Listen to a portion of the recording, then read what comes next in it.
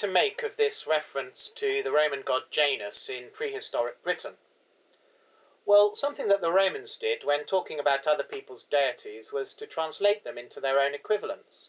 So if it was a god of war, they would refer to him as Mars. And there's a good article about this online on Mary Jones's Celtic Encyclopedia, the Interpretatio Romana, or Roman interpretation, about how the Romans used to identify barbarian gods with their own pantheon. And as we have seen, Britain was a colony of the Roman Empire for 300 or 400 years, so perhaps during that time this part of British history got written up under Roman influence, and someone turned the original British deity into the perceived Roman equivalent of Janus. And that's what's come down to Geoffrey of Monmouth. So we're looking for a British deity that could have been the equivalent of Janus. So what do we know about Janus? Well, he's the god of two faces and the god of doorways, and he's also the god of beginnings, and especially of the new year. And this is the aspect that's emphasised by Geoffrey of Monmouth, because he says, during Janus's festival, all the workmen of the city used to inaugurate in the chamber all the projects on which they were going to work in the coming year. So we're interested in a British deity that could have been associated with the new year. And this set me thinking about something I once studied, the Synod of Auxerre, which was a church synod of the second half of the 6th century, held in Auxerre, which is in modern France. And it's a sort of list of do's and don'ts for Christians, but it's the first canon of the synod which is particularly of interest. So let's have a look at it. Here it is, the Synod of Auxerre. Here begins the Synod of Auxerre. 1. It is not permitted on the calends of January, that's the 1st of January, to imitate the cow or the stag. So, not permitted to celebrate New Year by imitating the cow or the stag.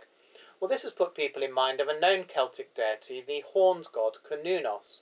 The best representation of him is on something called the Gundestrup cauldron, where he's shown with stag antlers coming out of his head. And he's also surrounded by animals, suggesting that one of his roles was as Lord of the Animals, or Lord of the Hunt. And this canon of the Synod of Auxerre seems to be referring to some kind of ritual in celebration of the horned god, suggesting he was also associated with the new year. And since this part of the Synod of Auxerre was repeated at several church councils in later centuries, imitating the horned god at New Year was apparently a popular and widespread custom. But why should wearing the horned god's antlers have become linked with New Year's celebrations? Well, since deer shed their antlers every year, they do make sense as a symbol of the annual cycle. But it has to be remembered that when we talk about Celtic gods, we're dealing with a subject that's very obscure, because, as the Synod of Auxerre shows, the Church tried to stamp out these pagan practices. And in fact, many pre-Christian deities were neutralised by being turned into Christian saints. For example, the cult of the Irish pagan goddess Bridget, whose festival was on the 1st of February, became the cult of Saint Bridget, whose festival was on the 1st of February. But Cernunnos, the horned god, seems to have been turned into the Christian devil, the horned devil. And this tells us that he was a particularly powerful and important Celtic deity, and therefore particularly threatening to the Church. So when witches were accused of worshipping the devil in medieval times, what it really meant was that they were continuing the worship of the old pagan horned god Cernunnos. Of course it did, because why would originally Christian people have taken up worshipping the devil for no reason? So let's go back to Janus. Well, all my reading about Janus has led me to this book, The Golden Bough by James Fraser, a study in magic and religion. And this is actually a gift from a friend. It's an abridgment of the original Golden Bough, which runs to many volumes, but it contains the information we need.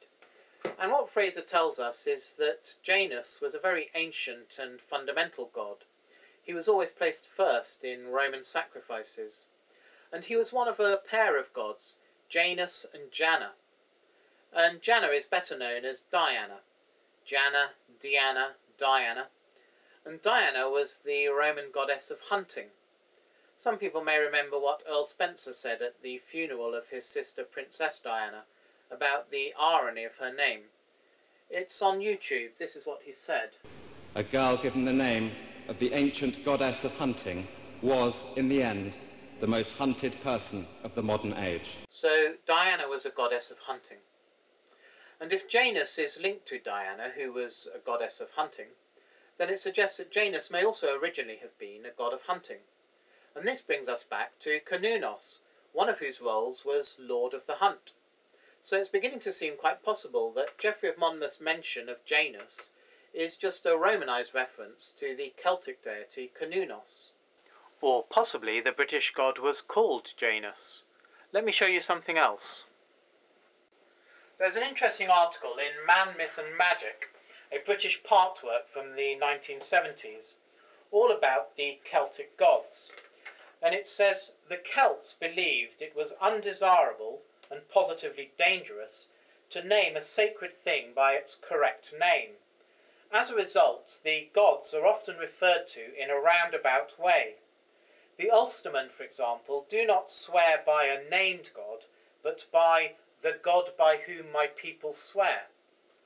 Now, Cernunnos literally means the horned one, so it seems that it's a euphemism, a way of referring to the god without actually naming him.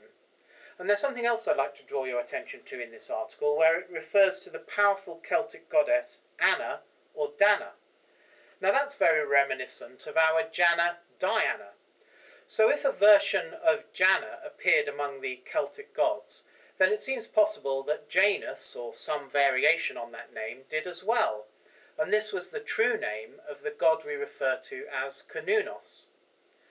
Okay, well this is all very well, but what's the evidence that Cernunnos, the horned god, was worshipped in Britain?